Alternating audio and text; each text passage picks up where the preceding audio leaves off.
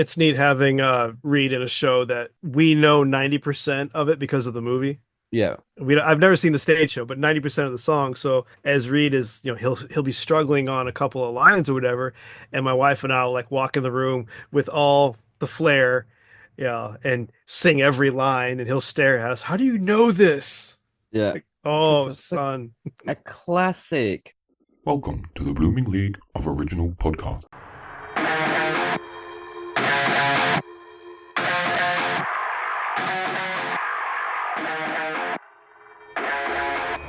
G'day and welcome to an extra dirty edition of Thrash and Treasure, the torture chamber musical comedy podcast that got lost in the backwoods of Chicago when escaping from the Cook County Jail. And speaking of backwoods, Aaron I'm Dad staged the Steve. It's Peach Georgia, owned very our by usual as joined. I'm And. How's it going? Hey, everybody. Glad to be back. Yeah, good. Small talk. I never know what you want me to say there. I don't. It should be natural. I know, but I mean that is my natural. Like, hey, I'm happy to be here. Yeah. Nobody wants to hear about me, man. They want to hear about the guest. Well, that's not true because you just finished up your Music Rewind podcast, season 4. We did. We just completed season 4, which took about a year because of the Peter Pan tour. So that was an extra long season, stretched everything out. But after a full year straight of just nonstop episodes and live streams, it's time to take a break. And but it's a really good season. The last episode just posted with me as the guest. We flipped the script around, and I talked about my personal one of my personal favorite albums, Jackson Browne's Running on Empty, and it's a pretty good episode. Yeah. It's out there now. Is that the one where he does Stay on it? Yes, it is. The live version where it's like the really long. Yeah, it's the Loadout and Stay. Yeah. Close. They're two songs combined, and they close out the album. And it's a rework of I think it's the Vandals. Yeah. Zodiacs. Maurice Williams and the Zodiacs did it originally. Yeah. Probably wouldn't be the Vandals. They're Ape Drake. It's a big love letter to his crew, which is really Yeah. cool because not a lot of artists do that. No. No, I love that. I love that song. And Stay is in the movie Dirty Dirty Dancing. Dancing. How's that for coincidence? Yeah. Well, that's cool. Are you interviewing yourself because you run out of guests? No, it was a suggestion from a couple of people. They wanted to hear because I'm always asking people what their favorite album is and what album is special to them. So in our first season, it was suggested that we close out the first season with me as the guest. And now I've done it 3 times. First time was Pink Floyd Animals. Second time was the Preservation Hall Jazz Band's album Preservation, which is a benefit album that they did after Hurricane Katrina. Yeah. I didn't do it for season 3 because season 3 got cut short because of the tour. Yeah. But season 4, we were able to do it. And I'm glad it's done because I need a break. But we've already got some people lined up for season 5. Going to get some Clash in there, some My Chemical Romance, and some others. Yeah. Cool. Wonderful. The listeners at home, yes, he has invited me onto the show and actually said you're probably better off with Jonathan because he's a better sell for this show. It was honesty too. It was just pure honesty because if I go on any other people's show, and I have done in the past, I talk too much because the spotlight's on me. I do have another show going. Yes, you do. Which is Cinema Decon, which had been on a bit of a hiatus for several years because my co-host just kind of didn't want to do it anymore, so that we kind of shelved the show. But we've revamped it, and we're actually doing some movie tournaments to find the best movie of the 1970s, which has been pretty fantastic because I've actually gotten to watch some shows that I had never seen before, like Saturday Night Fever, The Warriors, and The French Connection with, the dearly departed Gene Hackman recently, and some great movies that I had never seen. And I'm realizing how terrible many of them are, and it's really a fun conversation. Really? Oh. 70s were classic. It's funny to think because, say, around 1990, we'd think of movies from the 90s are a golden age of movies. Oh yeah, they really are. I wholeheartedly agree there. This particular tournament is much harder actually because of the quality highs and lows. I mean, for every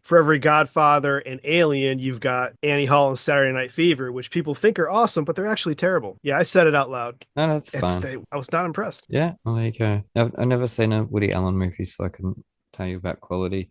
We have to preface every episode of these with, hey, these movies were made over 45 years ago. many of the people involved in making them have taken dark turns. Yeah. A lot happens in 45 years. Things come to light, and we're not focusing on that. We're focusing on the movie and the art, not the people. Just putting that out there. So who have we got? Well, OJ Simpson's in Naked Gun, but that's the 80s. 80s and 90s, yeah. Yeah. Yeah, but we've got, I mean, the Mel Brooks movies. You know, you got your Blazing Saddles and Young Frankenstein. Your Monty Python movies are in there. The Bad News Bears and The Exorcist and the original Wicker Man made it. Quadrophenia. Yes, The Who. I have that on like a 4-disc DVD box set. It's really cool. I think. No, that's the concerts. Sorry, I've got all their concerts on there. Well, the concert is much better than the movie. The movie it made the top 64, but Ray Winstone. It's a rough watch. Is it Ray Winstone? I don't remember. I remember Sting's in it. Ace Face. Ace Face. Yeah, it was Sting. I watched it when we did Quadrophenia on Music Rewind, which is one of my favorite episodes. That was a great 2-hour deep dive into that album. Great album. Can you see the real me, Doctor? Yeah. Phil Daniels and Ray Winstone. And Sting, obviously. And Timothy Spall was the projectionist. Yeah. Yeah. Cool. Wormtail himself. I remember that. Yeah. It is one of the cooler benefits of diving into these 70s movies is you see a lot of like, oh, you know, he looks like a little baby. Yeah. Random guys. It's like watching old episodes of Buffy or Dawson's Creek and seeing all the big name actors now. Oh, yeah. Or like Ryan Gosling in Goosebumps in 1995. Yeah, I'm into season 3 now of Buffy for the first time watch, and you know, there's all kinds of like, oh, look at that! I didn't even know Seth Green was in that show, so it's like neat. Well, anyways, it was the Oscars. Wicked didn't win Best Picture, but it did win 2, so congratulations to that. Costume and makeup, or one of those. Costume and production design. Production design. Yeah, production design was deserved, absolutely. Yeah, I agree on that. I do love the score though. All I can really comment on the Oscars is the beginning, which not Conan, but Ariana Grande and Cynthia Erivo. That was a beautiful medley. I'll credit where it's due. Yeah, that was gorgeous. Loved every minute of that. And no matter what anyone says, the Wiz number with Queen Latifah was daggy and fun and camp. And why can't we just be a bit silly every now and then? Why does everything have to be a defining gravity moment? Why can't some things be daggy Ariana DeBose rapping? You know, why do we have to be so goddamn fucking serious all the time? That was fun and silly. Even if it was terrible, that's the point, like, of being fun and silly. That's the point. You don't have to be spot on. It doesn't have to be, as I say, it doesn't have to be that gravity-defying moment. We can just have some fun, you know? Fair enough. We were designed to have fun, and we're just not having any fun lately at all. But anyways, guess what? What? It's time to play the music. It's time to light the lights. It's time to take Manhattan with a legendary diva tonight. But instead of heading for Broadway, merrily we roll back to celebrate one life to live forever and cheer on the education of HYMANKAPLAN at the Fame School, where an after-school special turned a class act into the class enemy for Headmaster Harold and the boys. Jimmy Durante, Sweeney, Todd, Phineas Rainbow, My Pal Joey, Dear John, Sinatra, Peter, Pan, Jacob Have I Loved, and the visiting Mr. Green, because the tribe has spoken, declaring the survivor was born guilty and the rest is law and order. But once the prisoner of 2nd Avenue graduated, first is supper, then we're stopping traffic as we burn this rubber down Sunset Boulevard, coming up from Paradise. So come blow your horn if he ain't too hot to trot, because he is too lods to flodder in America. And we hear he is a flodder of lods if ever a Muppet Master there was. Now, Annie, get your gun, then pick up Selima and her escorts, Gypsy, Faybird, Juno, and those desperate housewives, because it's Lady Day at Emerson's Bar and Grill, and us two broke girls need someone to shout us a burger with a juicy flame-grilled 100% Aussie g'day, while Steve takes a bite out of a long time, as we join our hands and hearts and voices, hearts and hands, because twice company but three's dirty dancing, a passion made in heaven, a legendary romance for grown-ups in Camelot. Ba-da-bum-bum-ba, I'm loving it. If only the matchmaker would send me room service, or at least a man of La Mancha love and respect, instead of leaving me feeling not quite human and walking with ghosts through Scotland, PA, like some sad sack of rags or an urban cowboy stuck searching for my very own love cycle soap operetta. It might be 110 in the shade, but in my soul, it's O. Henry's Christmas with nothing but soul and hail to the chief causes of my pain. Oh. But I digress as the tiny violins die down and I stop embarrassing Steve so he can Candida get it for you wholesale fresh from Rommel's garden as we dig further into the chosen one's career that sprouted from a backers audition and bloomed into a show of titles across Broadway and West End before he said he ought to be in pictures. And what was the best worst thing that could have happened? Kismet merrily rolled out a carousel of screen credits plus screened concerts and curated a career fit for a king. Director, actor, producer, writer, and two-time Emmy Award-winning Child of the Wind. And I don't mean when he made Read Epley Fly, but now the Epley family parties come home from touring Falsetto Land via Neverland. Let's spend Sunday in the torture chamber with George and welcome this truly illustrious angel of deftly directed dramatics that left audiences calling Doctor, Doctor. So before I need one myself, anyone can whistle and cheer for our extra special guest, Mr. Lonny Price. Yay, welcome to the torture chamber. Yes. How's it going? God, that was so amazing, Aaron. That was amazing. My eyes are crossed. My head is spinning. I can't believe that was so glorious. Thank you. Yep. You brought up stuff I had wanted to forget, but apparently I can't. So that's good. Yep, good. Thank you. This puppy might be at a hassle, so I might have to put her out. Goodness gracious me, there are way too many titles on your resume. I'm old. Yeah, there's a lot of titles. No, you are illustrious and experienced and uber talented and have worked your ass off and earned it. And I actually said to Steve, I'm having trouble with this one. This is too much. Well, you did brilliantly. Yeah, well done, Aaron. Well done. Thank you. But now, don't you ever sleep or nap? Me? Oh yeah. It's been busy, but it's good. I guess I like that. It is, and one of the things you did recently was Peter Pan, which, as I mentioned, you made Steve's son fly. I did indeed, and he flew beautifully. Yep. Yeah, so full disclosure, I have met Mr. Price before as he directed my son Reed, who played Michael Darling in the North American tour of Peter Pan. I think they even dipped into Mexico a little there. Great time. My son learned a ton from you and the entire crew, and it was an honor to be a fly on the wall in that production. But you kicked the parents out when you did all the fun stuff. Probably. Yep. I really want to know, like, what was it like to bring those kids, because there's more than just Reed, there's several talented kids in there, into a dance-heavy show like that, and a lot of it brand new. Like, how did that work? How did you make that happen? We had wanted to do a new version of the show that was modern and American. As our new book writer Larissa Fastor said, whereas any kid could look out the window and see Peter Pan flying, not just a Victorian England English white kids. So we wanted to do something that was much more inclusive and fun, hopefully. Yeah, the kids were certainly part of it. It's a very hard show because there's kids and flying and there's fighting, there's sword fighting. So it was a real challenge. I don't think any of us knew quite how complicated it was going to be.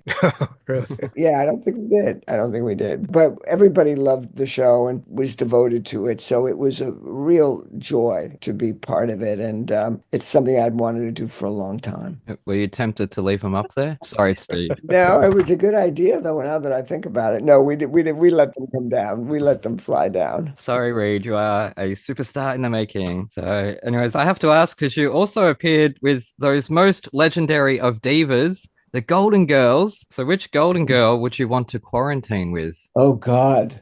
Betty White. Oh, yeah, always. Yeah, she was the kindest and nicest of them. So, yeah, I would say Betty for sure. Yeah. The legend herself. Oh, yeah, because B. Arthur notoriously did not like Betty White. It was a whole jealousy thing of... No, she didn't like her. She also didn't like the woman playing her mother. Estelle Getty, yeah. Yeah, Estelle. But B just was very, I don't know. I don't remember what season I got in there, but probably like the 5th or 6th. It was unsuccessful for a long time. I mean, the problem with Estelle was she just had a lot of troubles with her lines. And so she would hurt B's rhythm as she was trying to build the jokes. And so they'd have to stop and, pick up all of Estelle's lines, many of them. And that, I think, be very frustrated with her. I don't know what her beef was with Betty, because Betty was just an angel. We all know it was Betty got all the best lines. That's what it was, that B was jealous. Yeah, it's all on the record.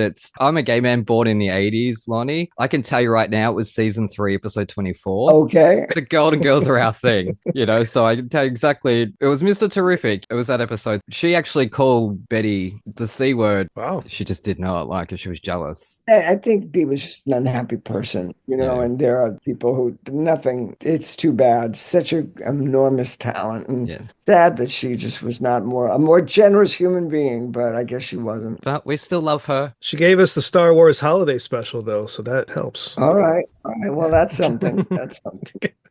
No, I mean, she was about her timing. I mean, she was brilliant.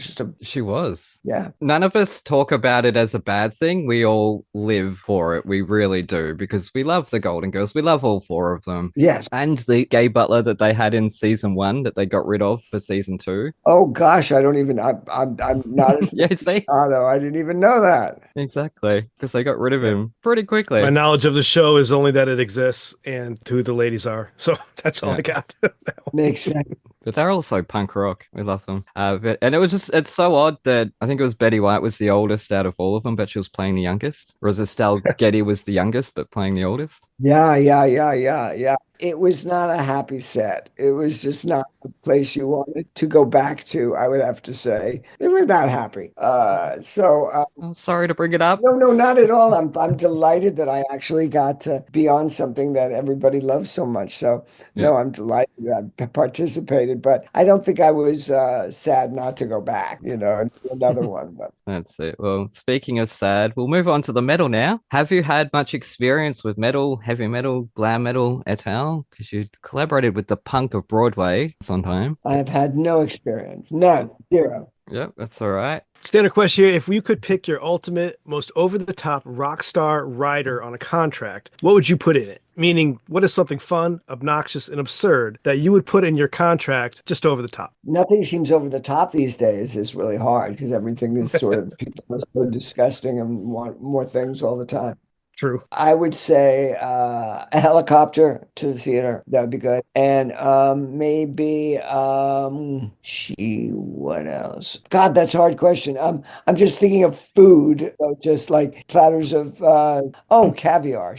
Sure. Just like, a pound of caviar. That would be great. And the helicopter and the caviar, I think would be good. Having fought with parking at theaters many times, that's a great one. The helicopter. Yeah, that's good. That's good. Then you have to fight the traffic. That's good. Yeah. Now, for the metal album this week, I randomly picked Aussie band Voyager's Fearless in Love, not realizing that this year's Aussie Eurovision contingent, oh my God, I can't even talk this morning, contingent was going to be announced only 2 days ago. But anyway, Steve, you've reviewed the album this week. All right, yes. So Voyager's Fearless in Love was a fascinating listen. To put it into fancy words, it was a dazzling triumph that effortlessly blends the past and present into a sonic experience that feels both nostalgic and forward-thinking. Now, if you had told me that this was released in 2023, I would never have believed it. Mm-hmm. Retro metal is a label that I just now invented, and I am here for it. To best describe this, if you took the lineup of Ozzy's band from the 80s, and I'm talking Jake E. Lee and Tommy Aldridge, and fronted them with Tears for Fears, this is what it would sound like. And it shouldn't work, but it does for me. I really enjoyed it. As with many of the albums we've covered here, there's a theatrical and cinematic essence to it. And by that, I mean, you could put this into any montage of an 80s movie and it would fit. It doesn't matter if it's Rocky or The Monster Squad or Fame or The Breakfast Club. These songs would fit right in those montages. And it just doesn't feel 2023 to me. It feels very 1985. And I liked it. I liked it a lot. So in a world where prog rock can sometimes feel overly serious and stuck in the past, Voyager's Fearless in Love is a breath of fresh air to me. The kind of album that you need to listen to on an old Sony Walkman rather than a fancy stereo. And you have me curious as to the Aussie world of metal and hard rock. And I'm going to look a little more into these guys. You said it before with Ozzy Osbourne. You said it fine. And then you go, Aussie. No, Ozzy and Aussie are two different words, dude. Two different words. Editing, I can fix it up. Can I, puppy girl? Okay, wow, I'm shocked. I actually didn't think you would like this. I did. I enjoyed it. Yeah. No, I thought it was exciting. I mean, I thought it was kind of, I thought it was really cool and it was undefinable to me. So I like that for sure. I thought that was very cool. Wow. Was there a standout song? Don't think so. I don't think. Steve, what was your favorite? What did you like? My standout track was actually Dreamer. Most of these songs started out rough. There was a good 5 to 15 seconds where you're almost reaching for the skip button, and then the song would take a turn. Like, okay, let me give it some more. And then in like the third act of each song, they would hit you with a great solo or that dude's voice or something in that third section of the song that, all right, and then it's the next track. So as long as you can get through that first 15 to 20 seconds, it's not really a knock on the album, but I do think that they kind of had trouble writing intros. Yeah, Interesting. I agree with that. We've covered them before. I really loved the last album we did. This one, I found it weird. Some really odd arrangements and compositions. I branded disco metal. Disco metal.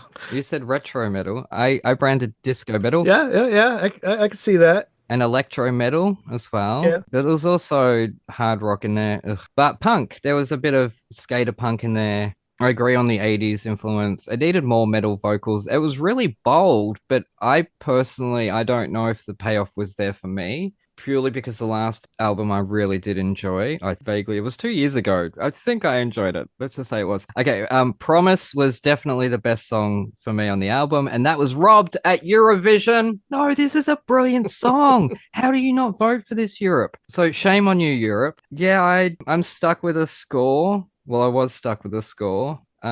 Fearless is appropriate. It's definitely a Fearless album, but it's slightly lacking the oomph and any clear anchor moments or hooks to ground the album. Whereas a lot of these albums we do, they're grounded in what they're doing. This felt like they were just sort of throwing everything at it. This was their big Eurovision album, as I say. Well, not Eurovision. This was their big worldwide debut. I can see it. Yeah, there's no concept. Yeah. It's just random tracks in the same sonic theme. Yes. So I gave it 3 stars. Rough was right. I agree on that one. But I'm shocked. I didn't think you'd like it. How many stars would you guys give it? Well, I'd throw it to like 3.25, 3.5. Oh, okay. Well, you didn't like it that much more than me. I'm being generous. Well, it's not like a 4 to 4.5 like the last time you had me on the show with that Rhapsody and Fire craziness. Yeah, but this one was it was okay. I enjoyed it. I sort of agree with Steve. It's not my genre particularly. Yeah. So, I thought it was fine, but I'm not sure that I would give it more than 3 or 3.5. I think that's fair. Yeah, the vocals, Danny Estrin's vocals are amazing, but I just thought it was a bit messy. Well, when I mentioned like montages, it's like the background music of an 80s montage is background for a reason. It's forgettable but memorable. You know what I mean? It fits the scene, but then once it's over, you don't even think about it. It was only during that. Oh, come on, you're the best. Joe Esposito, one of the best montage scenes in a film ever, and one of the best songs from a movie ever. Karate Kid, yeah. Whereas this, as I say, like they were making their debut on, competing for us on Eurovision. Promise was done on that. So this was their sort of big worldwide debut. A clearer direction for me would have been a better sell to the rest of the world. Whereas this is just very niche, I think. So bring these guys back for the next Tron movie. Let them score it. Yeah, I'll listen. That'd be great. It'd probably be Trent Reznor from 9 Inch Nails. Oh, that'd be fantastic, actually. He does film scores. But anyways, there's my script. We'll move on if I can find. Oh, it's underneath here. What's my segue? Where's my segue? Oh, it looks like we can merrily voyage to an ad break.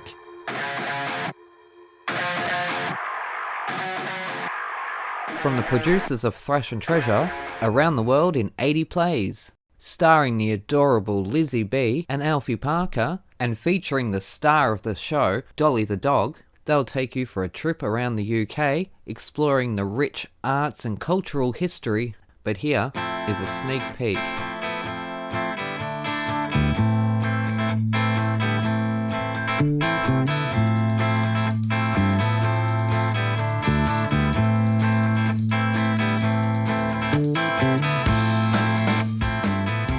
This week we're in Edinburgh, Scotland!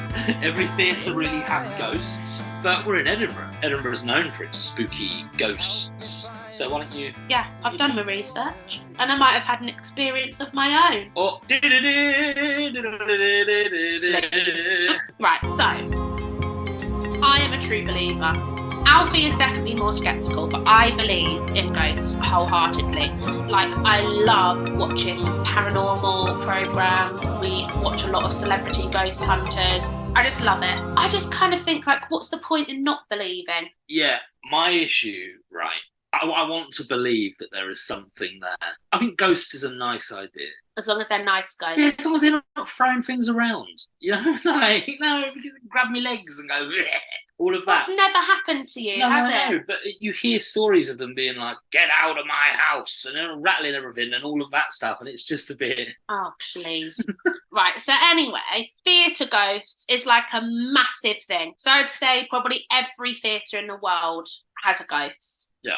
But with Edinburgh being such a historical place, the Festival Theatre actually has 3 ghosts. And I had an experience with one of them, which I'll talk about later.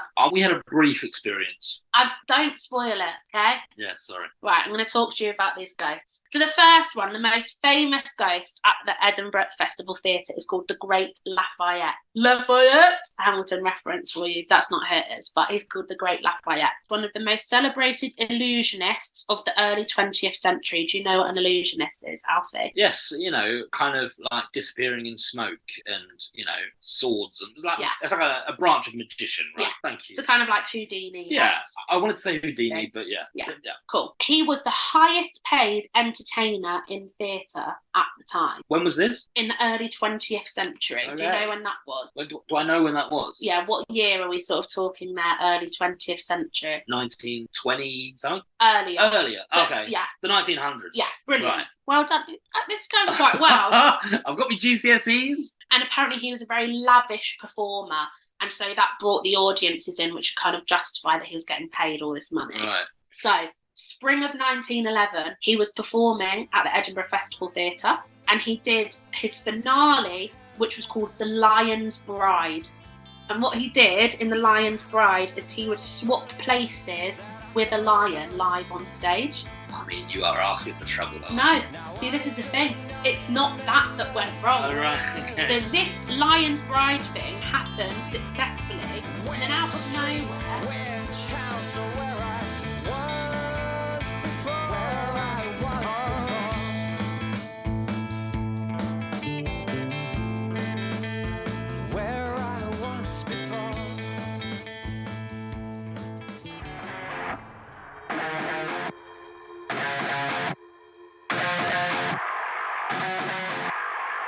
Right, we're back with Thrash and Treasure. I'm Aaron, that's Steve, and we're having the time of our lives with legendary director Lonny Price. Hello. Now I'll skip the Olympics question. We'll go straight into, you've spent a lot of time in a lot of theatres. So have you ever seen...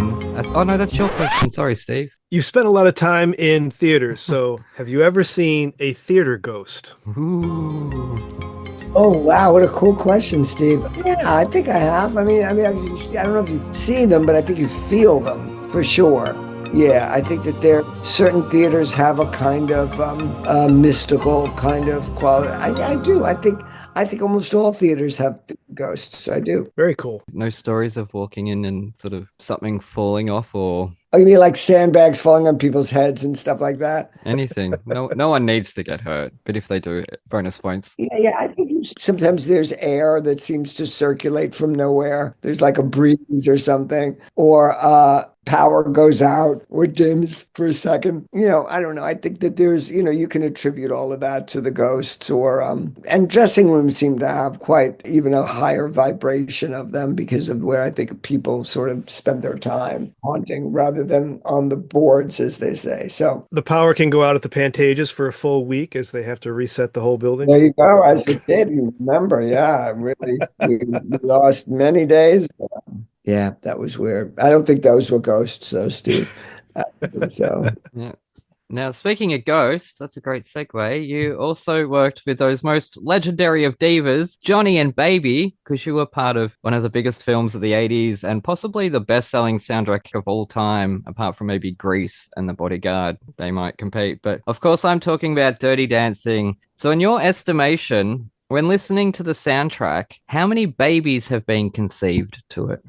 What a great question. Probably millions. I don't know, a lot. It's such a popular movie. I don't know. It's very possible that a whole generation has been conceived listening to that album. And that's a great question. It's certainly when I die, they'll say he was the guy in Dirty Dancing, no matter what else I'll ever achieve in my life. But that's okay. Again, it gave, enormous pleasure to so many people and still does 37 years later. It's just kind of crazy. Yep.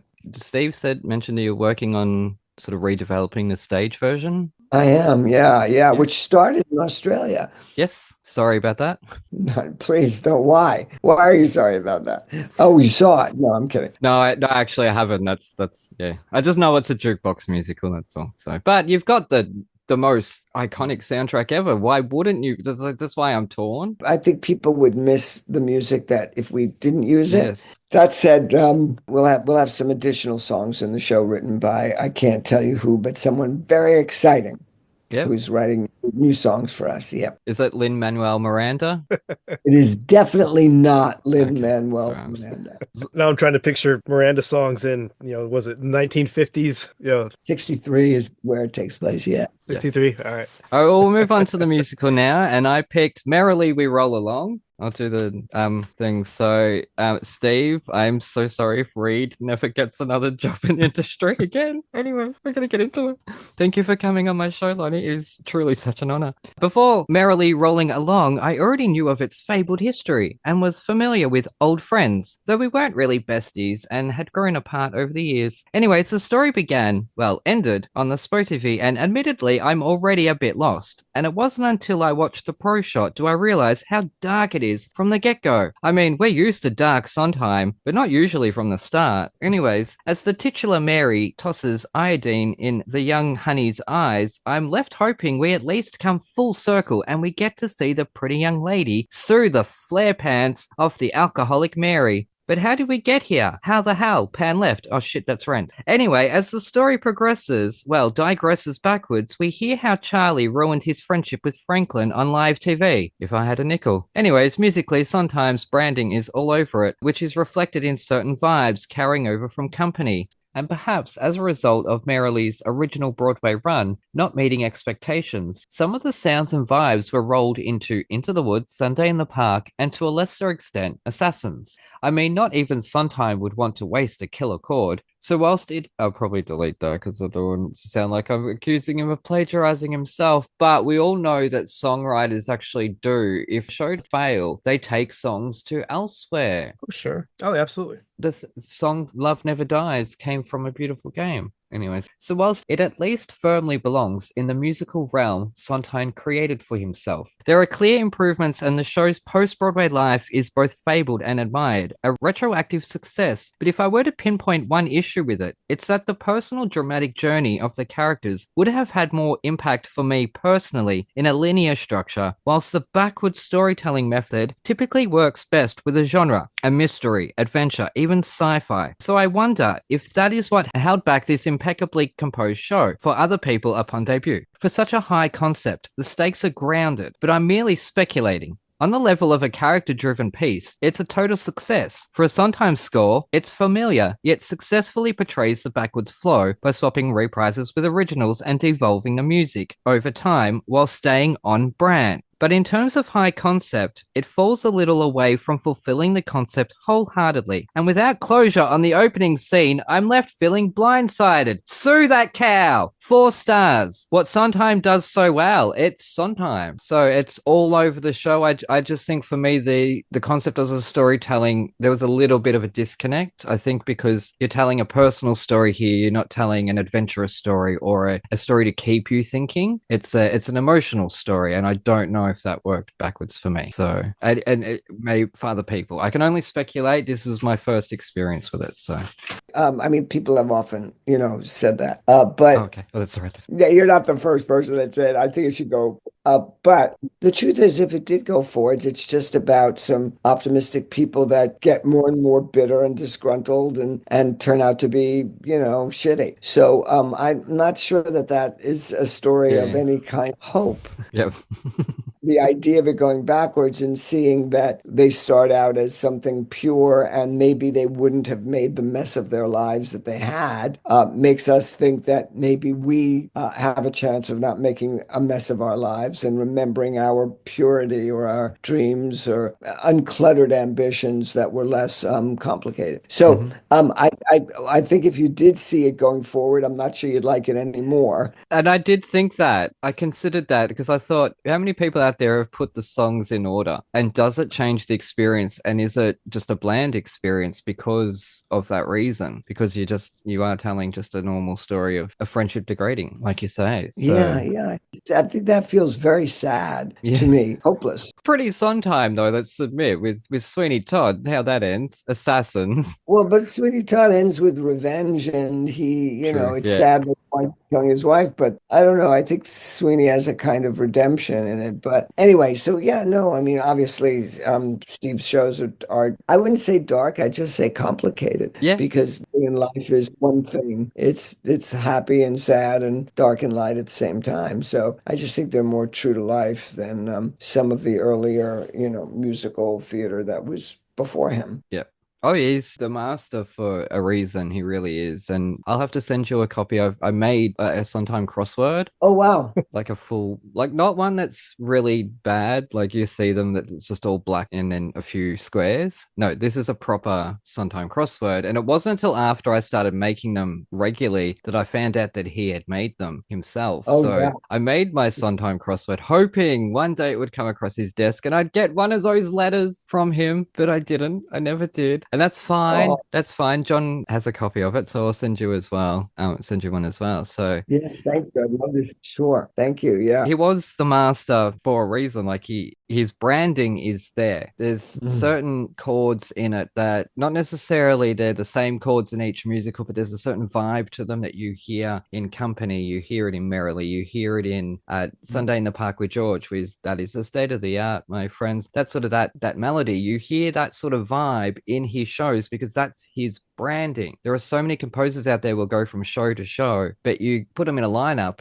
and listen to them in a lineup and you can't tell them apart, like who wrote them. You can't pick it. Whereas Sondheim has a canon of work. Andrew Lloyd Webber has a canon of work. Duncan Sheik has a canon of work. And that's why they're, who they are and win all the awards. I sort of would argue with you a little bit in that please do. A Little Night Music does not sound like Company, which doesn't sound like Pacific Overtures, which doesn't sound like Sweeney Todd. I mean, I think he was much more chameleon. He had a certain voice, I suppose. That's what our brand, yeah. Yeah, but the brand was very wide. I mean, you think about the expansion of the styles that he was able to achieve was certainly much broader than Andrew Lloyd Webber or anybody, any of them. A different tonality, different scale, different harmony. I mean, he invented his own sort of musical language that was different for each show. So I think that's what separates him. I did a show based on a man's work, and it was a compilation from a lot of different shows. A class act. And we were able to tell one story because the songs all vaguely were urban and vaguely were New Yorky, and it sounded like a complete score. You couldn't do that with Steve shows, I don't think, because they are so intrinsically entrenched in the material and true to the material of what he's working on. So I'm arguing with you about that. Please do. I say it as a canon of work that you're able to hear at a Sondheim show, and even if you have never heard it before, I think that's fair. You're able to pick it out straight away because his voice is there. So, and even like when the genres change it up, you still sort of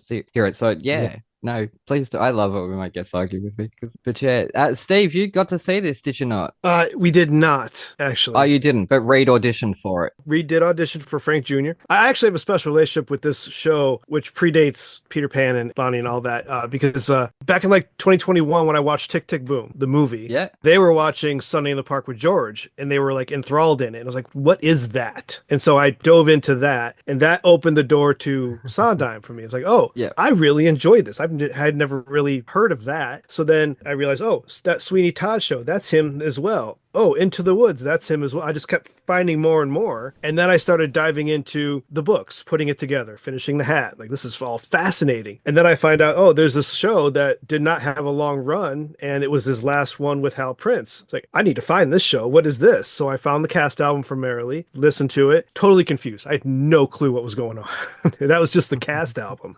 Loved the songs, individual ones here and there, but I didn't have a clue what was going on. So then to YouTube I go, and I found the pro shot from like 94, I think, somewhere in there. Can't remember who directed it, but I think she was the narrator in Joseph in the Amazing Technicolor Dreamcoat. You're thinking of 2014. 2014, yeah. So Yeah. don't quote me on the years, but Maria Friedman, who yes, did that's the it. Broadway That's it. revival, that was transferred over. Yes. So her pro shot, and then I went back and watched or listened to the original cast album and found the bootleg of Merrily.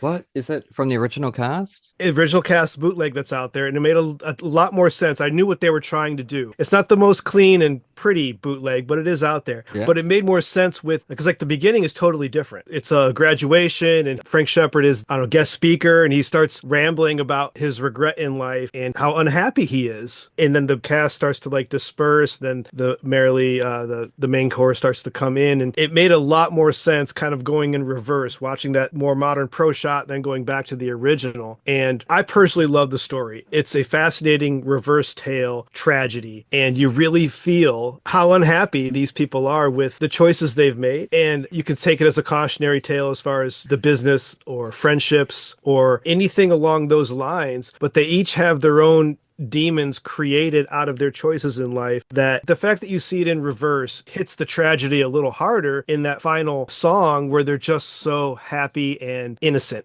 Yeah. You know what's coming. They have no idea what they're about to experience. And that's the tragedy of it. So I loved that whole thing of it. And yeah, unfortunately, Reed did not get to be Frank Jr. He was actually a little old. So they wanted someone a little younger to play Frank Jr. But Reed is actually good friends now with Max, one of the guys that did play Frank. So he's actually been on Max's podcast. But it all culminated with one moment at 890 Studios when we were there for the Peter Pan rehearsals. Lonnie, you were talking to Reed about your dog and how it was named Charlie. And Reed asked you, oh, did you name him after your Merrily character? You laughed and said, you truly belong in the theater.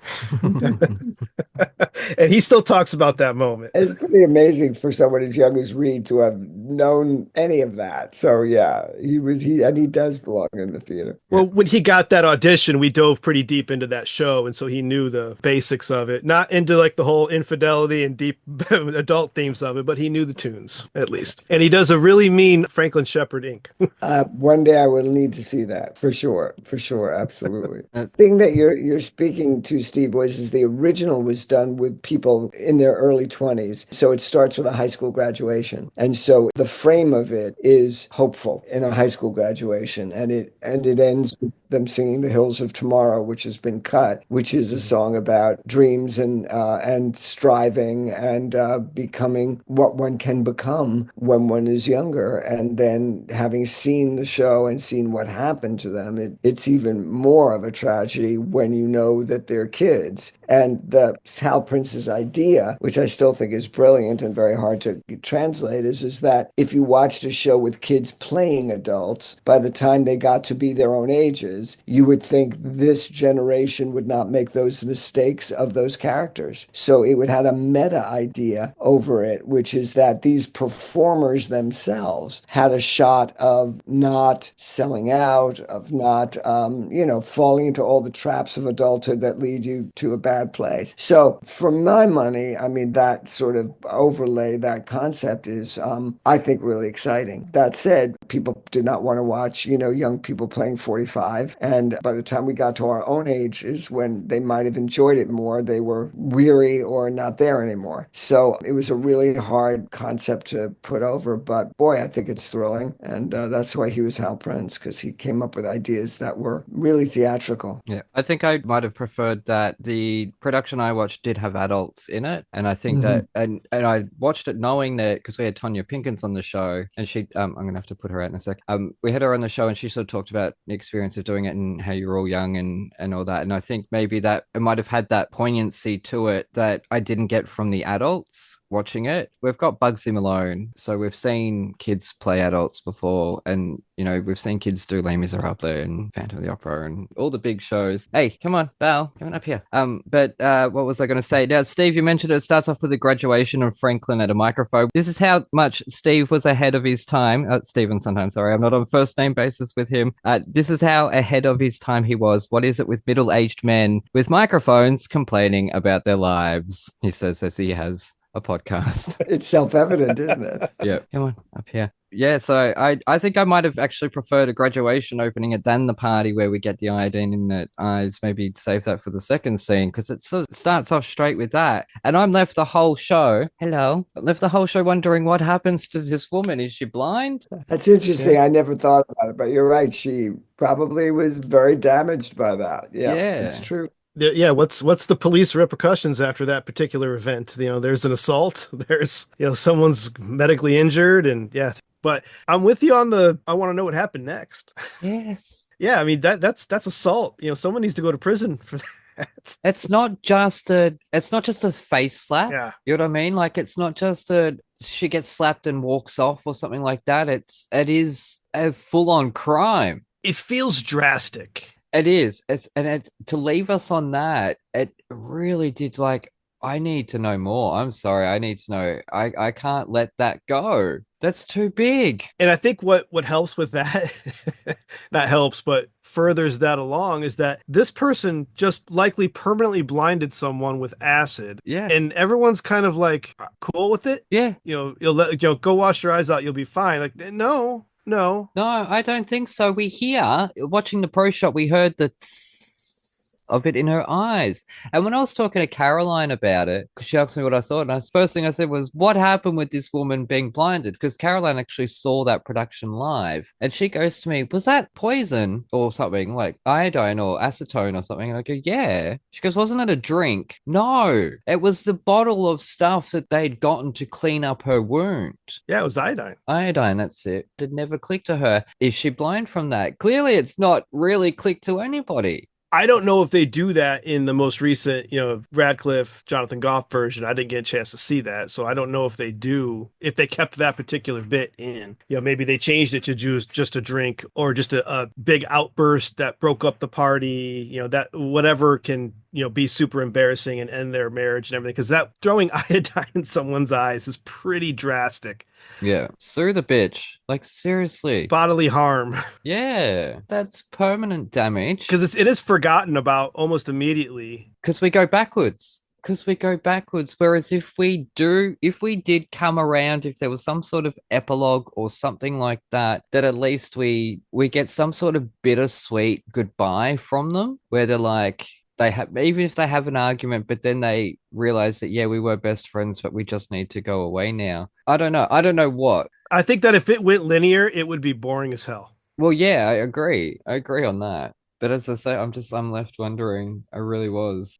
You're gonna have to put you out on a little girl. The revamp that the pro shot had several changes after that, though. The ex-wife sings "Not a Day Goes By" in a very, very emotional way, and that was an improvement over the original. I thought it was coming from the ex-wife, and that particular song I enjoyed because of the two times it's sung. You know, one is very loving, "Not a day goes by, I don't think about you," and now it's "Not a day goes by, I still think about you because you're still here, even though I don't want you here anymore." And I love how everything hits you retroactively as you watch that and listen to that show. The what you've already heard hits harder because you know the dark turns it takes. And that's brilliant. Yeah, because they swapped the reprises over with the originals. So you hear the shorter version or the reprise earlier. So when you get to that initial version, it has that emotional impact. I agree on that. I thought Our Time, was it called Our Time? That was a standout song. That's the final track, right? Yeah. Yeah, that was great. And obviously Old Friends is catchy and Merrily Roll Along. I'm going to have to put her out. I'm so sorry. Steve, do you want to ask this question about best worst thing while I take care of this? Right. Yeah. So throughout that whole ordeal that I went through it in my deep dive into Sondheim, I did find that documentary that you made, the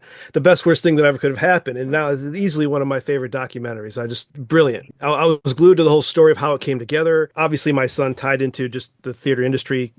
We were just getting started at that point, so it kind of was very interesting to me. But what surprised you about revisiting Merrily through that film, and did it influence your directing afterward? I don't think it influenced my directing particularly. I think what surprised me me was how meaningful it was to everyone. Do you know what I mean? Yeah. I think I didn't realize quite how it had formed and informed people's lives for the rest of their lives and decisions they would make and all of that. And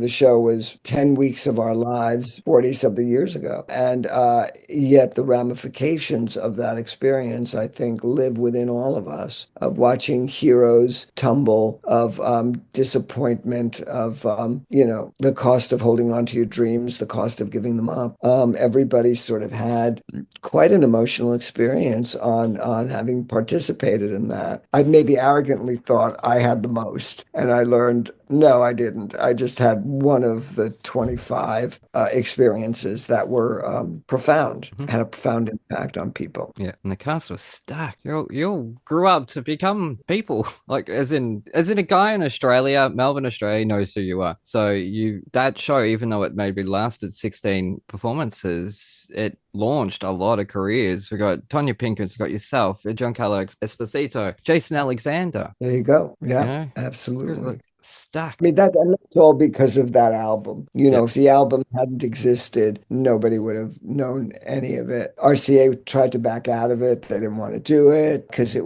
got such terrible reviews. And Hal Prince made them do it, said you'll never get another one of Sondheim's if you don't do it. And so they reluctantly did it. And if you know the vinyl, it's really a picture of Steve. It's not even the logo of the show. Yeah. They sold it as a collection of Sondheim songs, not as a Broadway show, because they didn't want to remind people of the disappointment that it was. So yeah, it was quite a thing. Yeah, as I've said many, many times before, and I cite Merrily in this, is there such thing as a flop? Because even if something comes out and it lasts a couple of shows, 20 years later, it's got a life somewhere else across the other side of the world who is able to turn it into something, and then that makes its way back to America. Look at Lord of the Rings, the musical. That's just become a hit 20 years after it flopped. A massive, massive, multi-million-dollar flop. And now people are claiming it's a brilliant musical. So interesting. Because someone took it and reevaluated it. So it's just the alchemy of a situation, I feel. Well, I think the best thing that could ever happen now is we go to an ad break. We'll be back in a memento.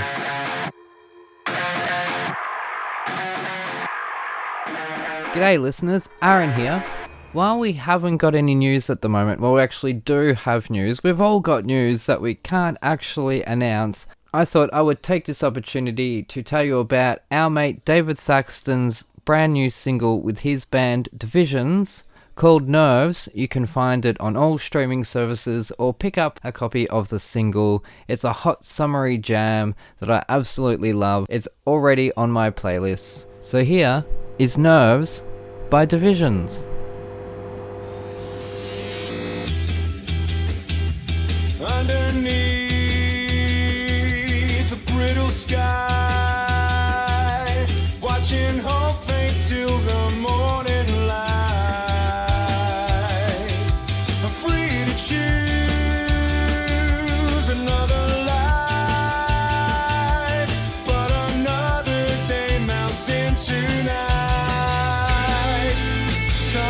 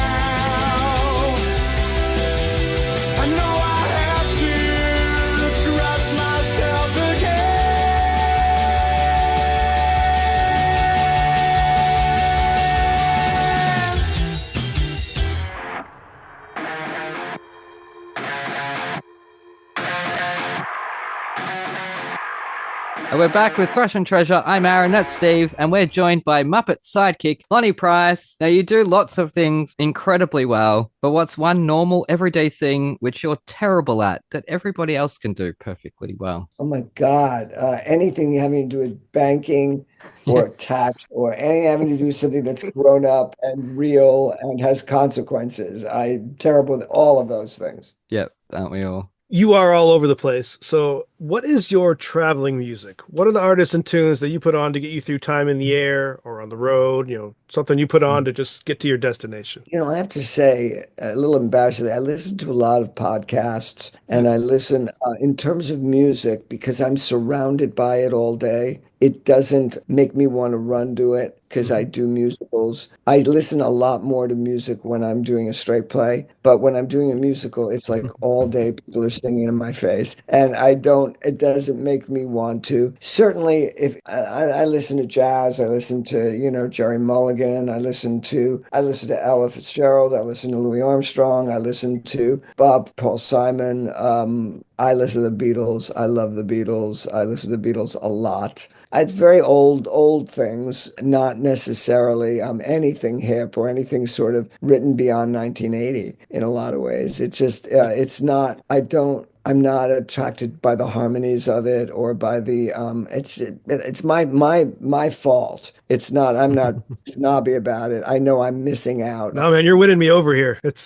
Well, I think I'm missing out on some really great stuff. Yes, the Spice Girls. The Spice Girls, Lonny. The Spice Girls, how could I miss that? How could I miss that? They took over the world. So, yeah, I've kind of missed the boat on contemporary music, unfortunately. So, but as I said, it would be jazz, it'll be classical. I like the French, I like Debussy, I like Ravel, I like Fauré, I like all those guys. And sometimes soundtracks of things, movie soundtracks. Used to listen to show albums all the time. I grew up on them. They were my lifeblood. And when I got more into directing and doing them sort of as my day job, my real job, they became less attractive to me to be wanting to spend more time in that world. But, all of Steve's records are just like, they're DNA to me. I know every inch, every French horn line, every triangle. I mean, when I think about the hours I must have spent listening to Company, it's got to be, I don't know, thousands. Now that I'm doing this Dirty Dancing musical, that movie was about 3 weeks of my life in 1987. And I know that there are people who have spent more time watching it than I did making it. They know every line. And I understand that because of the things like Company or Follies or Night Music or Sweeney Todd, or the things that I spent hundreds of hours in my room and my earphones, walking around the city with my Walkman and,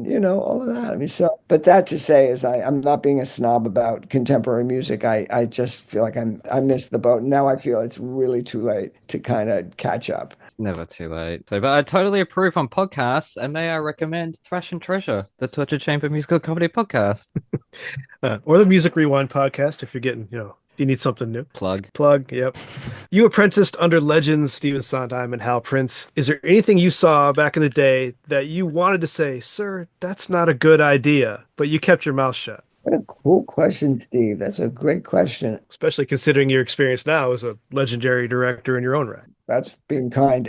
You know what? I always said probably not, because I thought I was so in awe of them, and I thought they must be right. And even as Merrily opened very badly in previews, it never occurred to me that they wouldn't fix it. They were geniuses, they would make it better. I just always had this ridiculous faith in them. So I was very blinded. Jason Alexander, when we got into Merrily, saw flaws, and I didn't, frankly. I just thought it was amazing, and that whatever was wrong with it would be addressed. No, I mean, well, that's not true in some ways. I mean, in Steve's later shows, there were things, or certainly in revivals of his shows, where he thought they were all terrific. I once started to criticize one, and I realized that he did not want to hear it. So I backed away. Yeah, for him, it was like they were all his children and they always looked great. Once you got that, you were safe with him. He didn't, I think, want to engage in any kind of banter or intellectual criticizing or questioning of anything. But I will say that when I collaborated with him, he was marvelous about looking at things in a new way. I switched the order of a song in Sweeney Todd, and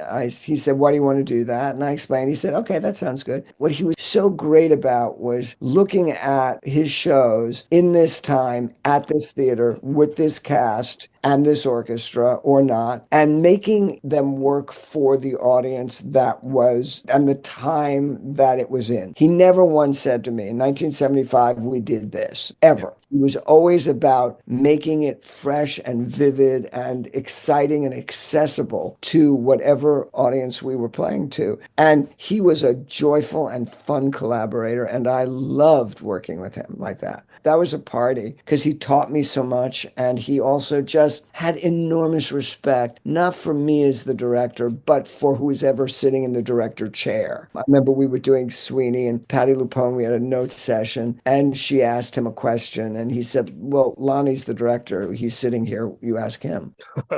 Coming from him to say, "No, that's the man you ask because he's the director." And the respect for the theater and for the conventions of the theater and the hierarchy of the theater, they were extraordinary, those guys. I mean, I was amazingly lucky to have anything to do with them and to be in their orbit for as long as I was and as intimately as I was. That was, I'm a lucky guy. Very cool. Now, you appeared with those most legendary of divas, the Muppets, in The Muppets Take Manhattan. Yeah. So what 3 songs from the past 40 years, which is funny because you just said before you haven't listened to music in the past 40 years. I didn't take that into account. From pop, rock, or theater, would you love to see performed on The Muppet Show? I think Kermit should be singing Being Alive. I think Miss Piggy should do Worst Pies in London. And I think I got 4 songs. Do I have 4 songs? 3 or 4, if you want to chuck in a 4th, go for it. Yeah, I think Gonzo should sing Joanna. And I think, oh my God, what's his name? Fozzie Bear should sing Send in the Clowns. Send in the Clowns. Oh, that'd actually be wonderful.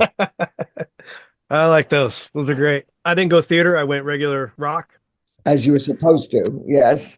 So I went with November Rain, Guns N' Roses. Yeah. Just kind of picturing Kermit as Axl singing that one. The Black Parade by My Chemical Romance. I would like to see a Electric Mayhem version of that emo tune. And Tragedy by the Bee Gees. Oh, wow. Yeah. I would love to see that headed by Beaker with Nothing But Meeps. I would find that hysterical. That would be wonderful. Is it here in my wallet? I have a card or 2 cards. I have one of Kermit as Prince and one of Kermit as Bruce Springsteen. All good. I mean, basically, Kermit could be anybody. I mean, because Kermit is multi-talented and he could actually sell anything. Yeah. Well, let's see with my choices if he can sell the one I've got for him. I put a lot of thought into this one because I went to town on it. First off, I'd love them to do Uptown Funk by Bruno Mars because you can have rags, mops, brooms, and vacuums and stuff, and they're all, hopping around, cleaning up the joint. And then once it's all sparkly clean, they're suddenly all dressed up in nice cocktail dresses and tuxedos, and it turns into a nightclub. And then the lyrics can be changed to "Don't believe me, just wash." Keep it clean. Yeah. Anyways, Seasons of Love. Imagine a Parisian village square, and there's all these steeples and church spires and stuff with clocks on them, and the clocks have faces and they start singing. So it's sort of like a forced perspective. We're seeing the buildings, and you have birds will fly in, 2 little romantic birds that will fly in, and they will sing along and do the whistling along or something like that to it. But now I'm picturing Miss Piggy, hitting the gospel high note at the end, and no, a clock. That would break some windows. No, not Piggy. Clocks. They would always do stupid things on that show, but it was really poignant. So that's what we'll do: Seasons of Love with clocks, because they're singing about minutes. I see what you mean. All right, I gotcha. Thank you. I'll Be There for You. The theme song to Friends by the Rembrandts, clucked by a choir of chickens led by choir master Gonzo. Disney, are you listening? Call me. That would be Muppets. And lastly, I just threw this in here because it's something I do in the shower all the time is to sing Bring Him Home from Les Mis as Kermit the Frog. So I can imagine him singing Kermit. Oh, he'd be great at that. Yeah, that's a great song. He'd be great.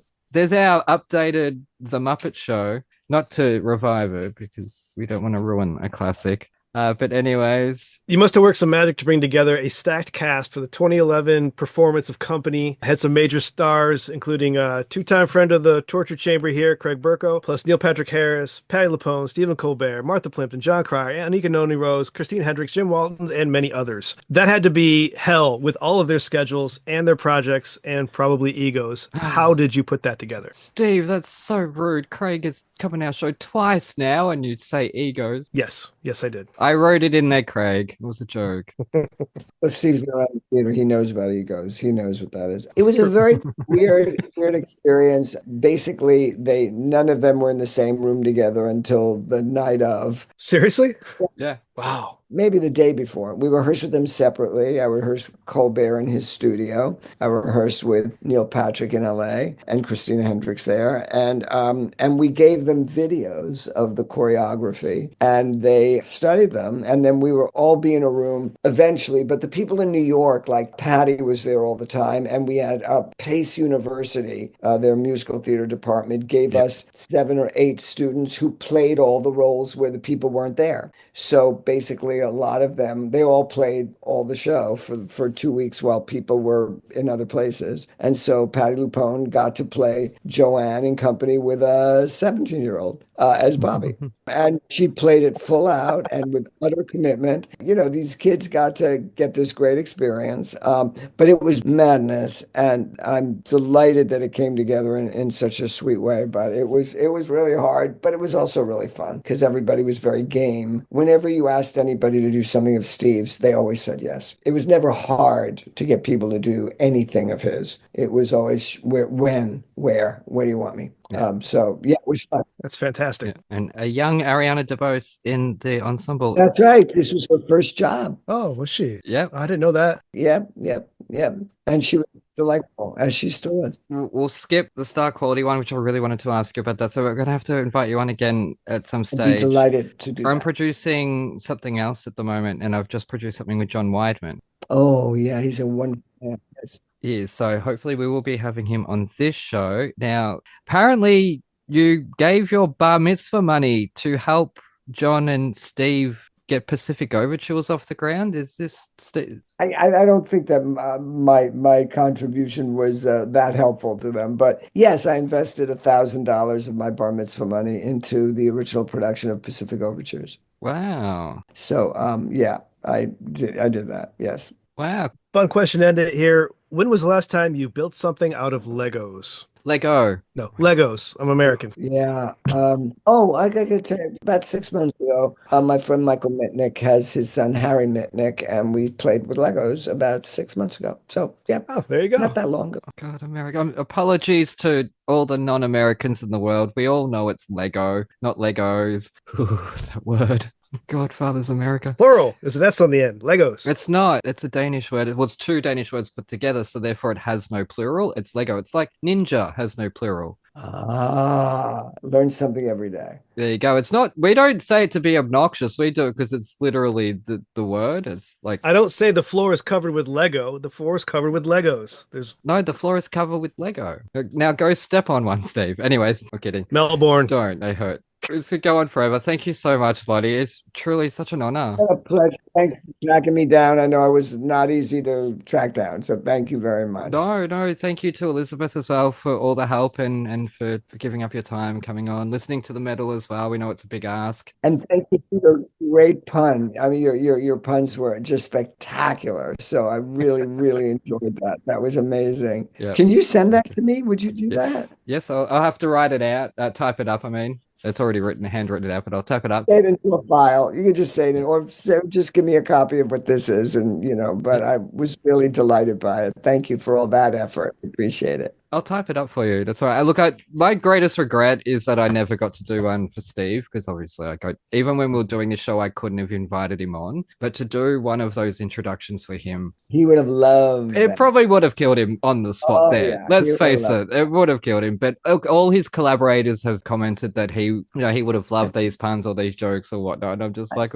I know he would have. They're right. He would have. So he was that inspiring in so many different ways that wasn't just music. As I say, crosswords as well. I made theatre crosswords for years, which wasn't him that got into it. It was actually Rent was the reason I started doing it. But Stephen championed Rent, didn't he? yeah, he did. Oh yeah. All connection. Anyways, a huge thanks to Lonny Price for his candor and especially his time joining us. What an honor. What an incredible conversation. And thank you also to Elizabeth for all your help in putting together this episode as well. Lonnie's not really on socials. Well, he is, but he hasn't updated them in about 10 years or more. So I've put the links below, but who knows if he'll ever pop up on them again. But hopefully he'll pop up on this show again sometime when he's not so busy and has a little bit more time, because we had about 20 questions that we had to throw out because we just did not have the time. Anyways, links also for Steve's shows, Music Rewind podcast and Cinema Decon, and also for the Toniston Tales, which you can buy the Toniston Tales and read the Toniston Tales. Thank you for listening. Please comment, like, subscribe, tell your friends, all that jazz. Look after yourselves and each other, and we shall see you next time. Uru! I've got to fly. Goodbye, you guys. Thank you so much. Thank you, Lonnie. Appreciate it.